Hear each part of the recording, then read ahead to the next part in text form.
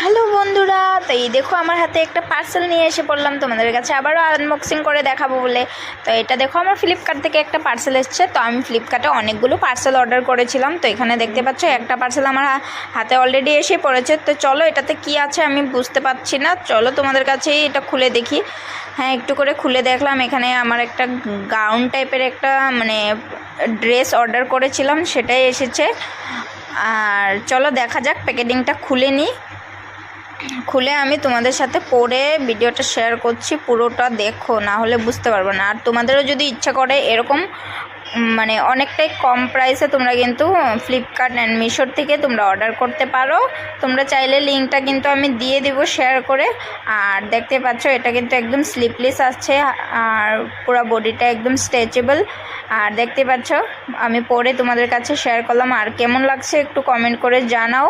আমার কিন্তু ভীষণ ভালো লেগেছে ড্রেসটা। আর এটা কিন্তু ট্রেন্ডিংয়ে রয়েছে ড্রেসটা। তোমরা চাইলে কিন্তু অনেক কম দামে অনলাইন থেকে পারচেস করতে পারো।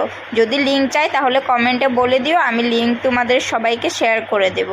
আর এই দেখো ব্যাক সাইডে আমি স্টিকারটা খুলতে ভুলে গিয়েছিলাম। আর দেখতে পাচ্ছ স্টিকারটা ঝুলে রয়েছে পিছনে। তো টাটা, বাই বাই, সুস্থ